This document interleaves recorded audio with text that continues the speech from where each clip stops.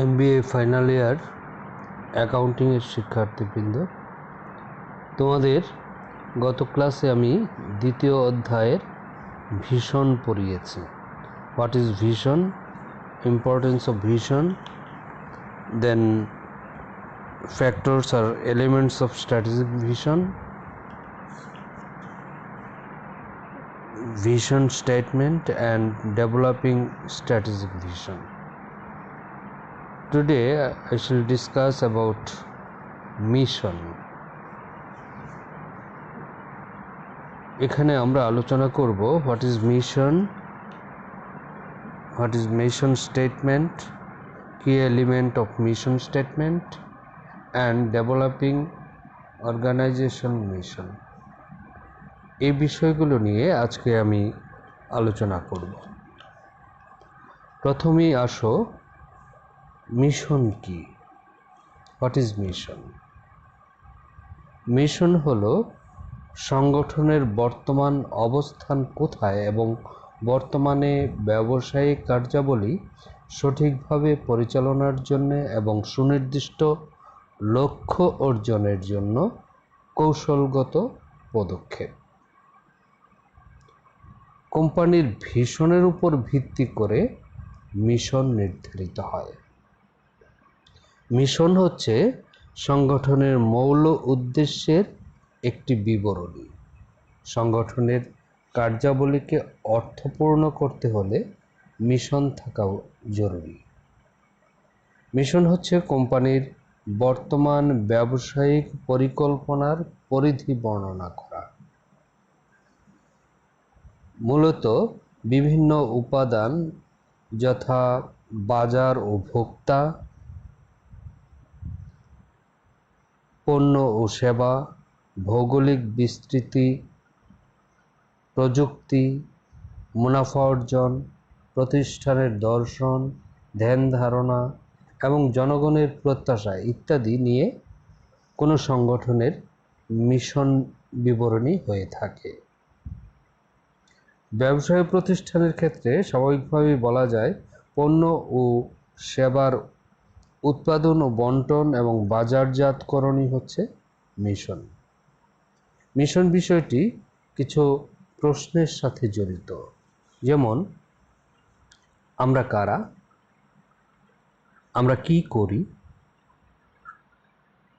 আমরা এখন কোথায় অবস্থান করছি। এই প্রশ্নগুলোর উত্তরই হচ্ছে মিশন।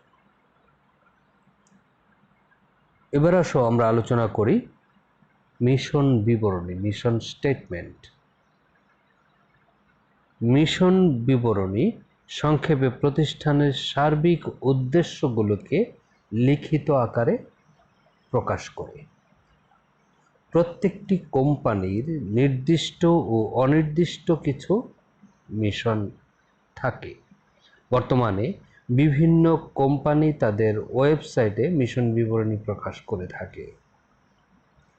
যে বিবরণী কোম্পানির বর্তমান পণ্য ও সেবা এবং কী ধরনের ক্রেতাদের পণ্য ও সেবা সরবরাহ করছে, কোম্পানি কী ধরনের প্রযুক্তি ব্যবহার করছে এবং সফলভাবে ব্যবসা পরিচালনার জন্য কি কি যোগ্যতা প্রতিষ্ঠানের রয়েছে ইত্যাদি প্রকাশ করে, এবং একেই আমরা বলছি মিশন বিবরণী।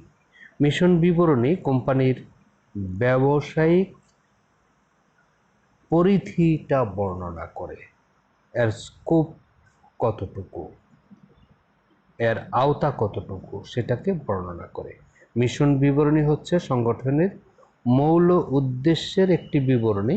মূলত বিভিন্ন উপাদান যথা যেমন বাজার ও ভোক্তা, পণ্য ও সেবা, ভৌগোলিক বিস্তৃতি, প্রযুক্তি, মুনাফা অর্জন, প্রতিষ্ঠানের দর্শন, ক্রেতাদের প্রত্যাশা ইত্যাদি নিয়ে কোনো সংগঠনের মিশন বিবরণী হয়ে থাকে।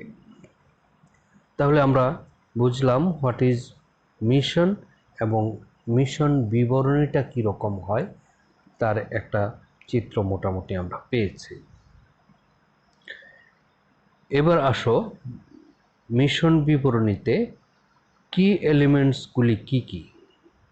কি elements of mission statement, mission বিবরণীর মূল উপাদানগুলি কি কি?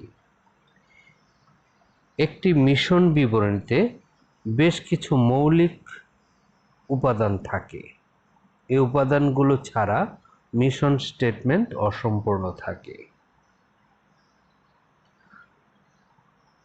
জেমস বেলুন ও রিচার্ড গিডলে একটি মিশন বিবরণী 4টি মূল উপাদানের কথা উল্লেখ করেছেন।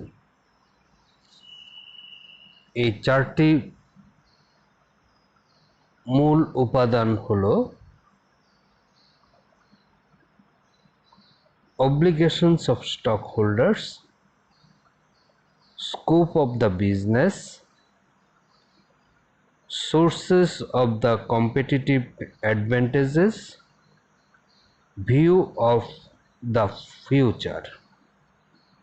তাহলে আমরা মিশন বিবরণীর উপাদানগুলিকে 4টি উপাদান মূলত পেয়েছি।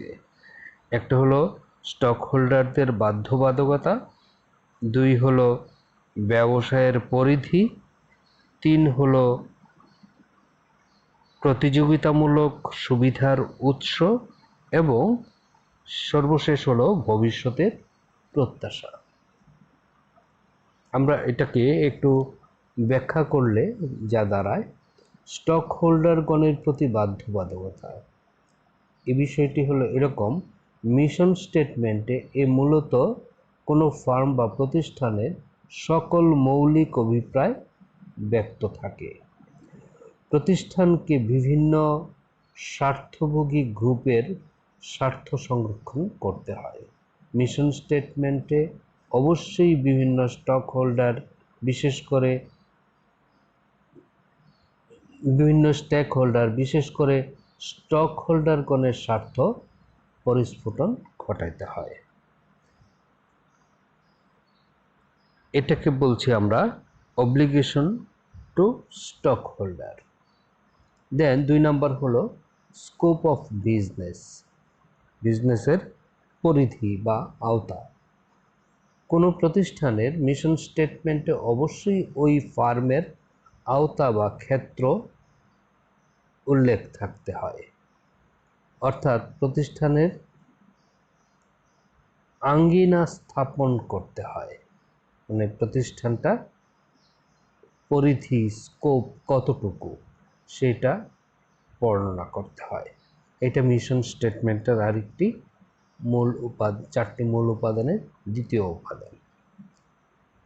3 নম্বর হলো সোর্সেস অফ কম্পিটিটিভ অ্যাডভান্টেজেস, অর্থাৎ প্রতিযোগিতামূলক সুবিধার উৎস। মিশন বিবরণীতে অবশ্যই প্রতিযোগিতামূলক সুবিধার উৎস চিহ্নিত করতে হবে। প্রতিষ্ঠানের কোনো সম্পদ বা বিষয় প্রতিযোগিতামূলক সুবিধা এনে দিতে পারে তার ধারণা থাকা দরকার। এগুলি হচ্ছে the skill that the firm will develop to achieve its mission, তাদের সেই দক্ষতা রয়েছে। তারপর ফিনান্সিয়াল লিভারেজ, ফিনান্সিয়াল লিভারেজ বলতে আমরা বুঝি যে একটি প্রতিষ্ঠান তার লিভারেজ অর্থ হলো যে আপহোল্ড করা, অর্থাৎ নিজের টাকা না নিয়ে অন্যের টাকা ধার করে মাঝখান থেকে মুনাফা নেওয়া। অর্থাৎ আমার নিজস্ব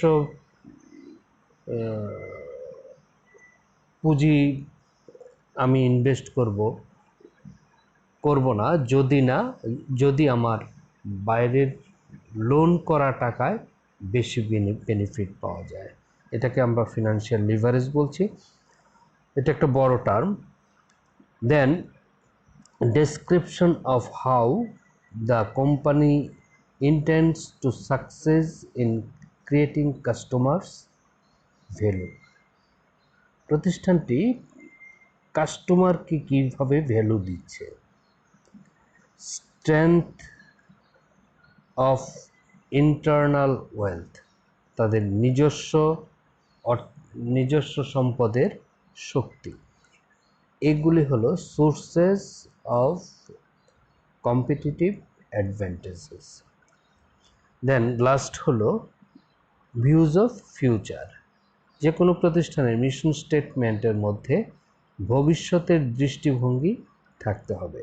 ভবিষ্যতে যে সমস্ত পরিবেশের মধ্যে প্রতিষ্ঠান প্রতিযোগিতা করবে তার পরিষ্কার চিত্র থাকতে হয়। অর্থাৎ view of the future means the anticipated regulatory, competitive and economic environment in which the firm must compete। অর্থাৎ ভবিষ্যতে প্রতিষ্ঠানটি কাদের সাথে প্রতিযোগিতা করবে, কোন পর্যায়ে যাবে, সেটার একটি ফিউচার ভিউ হলো মিশন স্টেটমেন্টের 4 নম্বর উপাদান।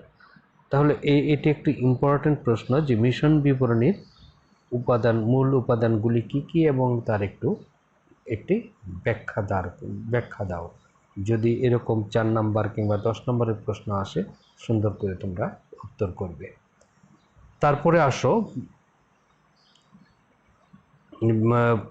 Developing organisation mission.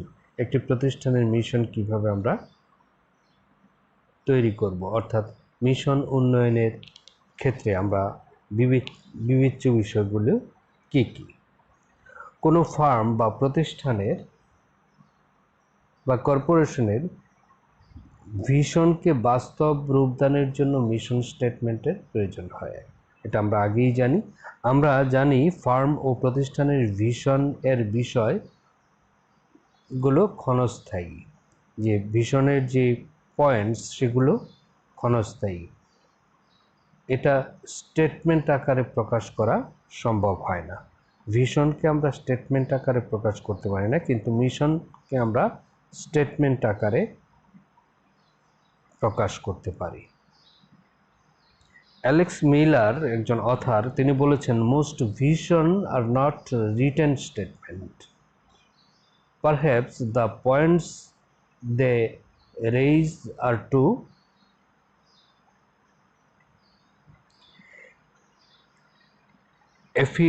ephemeral to look convincing on paper. A vision becomes more tangible in the form of mission statement। অর্থাৎ প্রতিষ্ঠানের প্রকৃতির যে ধরনের হোক না কেন, প্রতিটি প্রতিষ্ঠানেরই এক বা একাধিক ব্রত বা মিশন থাকা জরুরি। এই ব্রত বা মিশন ছাড়া প্রতিষ্ঠানের লক্ষ্য অর্জন সম্ভব নয়।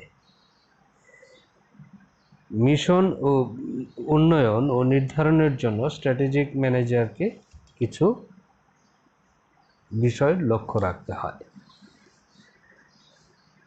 যেমন 1 নম্বর হলো ব্যবসায়ের ধরন, প্রতিষ্ঠানটি কী ধরনের ব্যবসা করছে তার উপর। মিশন নির্ধারণের জন্য স্ট্র্যাটেজিক ম্যানেজারকে অবশ্যই ব্যবসায়ের প্রকৃতি সম্পর্কে সজাগ দৃষ্টি রাখতে হবে। অর্থাৎ ব্যবস্থাপক জানতে হবে ব্যবসায়ের ধরন কী এবং কীরূপ হওয়া উচিত বা কাম্য। কেননা ব্যবসায়ের বা প্রতিষ্ঠানের ধরনের উপর মিশন স্টেটমেন্ট নির্ভর করে। তারপর 2 নম্বর হলো গ্রাহক ও তাদের প্রত্যাশা। প্রতিষ্ঠানের যারা গ্রাহক তারা কোন ধরনের বা শ্রেণীর, তাদের প্রত্যাশাই বা কী তা জানার পর মিশন স্টেটমেন্ট নির্ধারণ করা হয়ে থাকে। কেননা গ্রাহকের প্রত্যাশার সাথে সামঞ্জস্যহীন কোনো উদ্দেশ্য প্রতিষ্ঠান অর্জন করতে পারে না। অর্থাৎ গ্রাহকের চাহিদাকে মাথায় রেখেই তাকে মিশন স্টেটমেন্ট তৈরি করতে হয়। প্রতিষ্ঠানের আকাঙ্ক্ষা, মিশন স্টেটমেন্টে প্রতিষ্ঠানের আকাঙ্ক্ষার প্রতিফলন থাকতে হবে। অর্থাৎ প্রতিষ্ঠানটি কি করতে চায়, কি কি বিষয়ের উপর ভিত্তি করে কর্মকাণ্ড পরিচালনা করতে চায়, এই ইত্যাদি। তারপরে প্রতিষ্ঠানের মূল্যবোধ। একটি প্রতিষ্ঠান বা প্রতিষ্ঠানের নিজস্ব মূল্যবোধ, ভ্যালুজ এবং বিলিভ থেকে সেই মূল্যবোধ ও বিশ্বাসের উপর ভিত্তি করে মিশন স্টেটমেন্ট রচনা হয়ে থাকে। অর্থাৎ একটি প্রতিষ্ঠান কী ধরনের ভ্যালুজ এবং বিলিভের উপর রচিত, তার উপর মিশন স্টেটমেন্টটা নির্ভর করে। প্রধান পণ্য বা সেবা। আমাদের বর্তমানে প্রতিষ্ঠানের কি কি পণ্য বা সেবা আছে, ভবিষ্যতে কি কি পণ্য বা সেবা লাইনে অন্তর্ভুক্ত হতে পারে, তার ইঙ্গিত মিশন স্টেটমেন্টে থাকতে হবে। অর্থাৎ এখন তারা কি করছে, ভবিষ্যতে কি করতে চায়। স্টেক হোল্ডারগণের প্রতি প্রতিশ্রুতি। মিশন স্টেটমেন্টে অবশ্যই বিভিন্ন স্টেক হোল্ডারের জন্য কিছু প্রতিশ্রুতি ব্যক্ত করতে হয়। তারপরে আসো পরিধি। একটি মিশন বিবরণীতে ফার্ম বা প্রতিষ্ঠানের ব্যক্তি বা আওতা উল্লেখ থাকতে হয়। তারপর সর্বশেষ কর্মচারী ও কর্মকর্তাদের প্রতি প্রতিশ্রুতি। মিশন স্টেটমেন্টে অবশ্যই প্রতিষ্ঠান তার মানব সম্পদের প্রতি প্রতিশ্রুতিশীল হতে হয়, কেননা মানব সম্পদই প্রতিষ্ঠানের মিশন সফল করার জন্য উপায় উপকরণ কাজে লাগায়। সুতরাং চারটি গোলকে একত্রিত করতে হলে আমাদের এইসব বিষয়, এই যে বিষয়গুলোর অবতারণা করা হলো, ব্যবসায়ের ধরন, গ্রাহকের প্রত্যাশা, প্রতিষ্ঠানের আকাঙ্ক্ষা, প্রতিষ্ঠানের মূল্যবোধ, প্রধান পণ্য বা সেবা, স্টেক হোল্ডার্সদের প্রতি প্রতিষ্ঠানের প্রতিশ্রুতি এবং প্রতিষ্ঠানের ক্ষেত্র বা ব্যক্তি কতটুকু, কর্মচারী ও কর্মকর্তাদের প্রতি তাদের অঙ্গীকার কি, এই বিষয়গুলিকে বিবেচনা করতে হয় মিশন স্টেটমেন্ট তৈরি করার ক্ষেত্রে।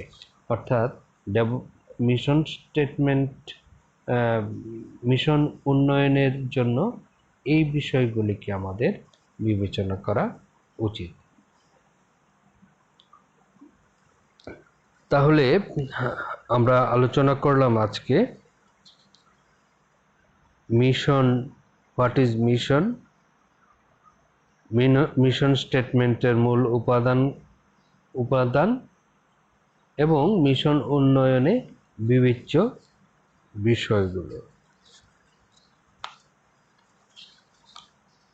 তাহলে আজকে এ পর্যন্তই থাক। ভবিষ্যৎ সামনের দিনে আরও কথা হবে,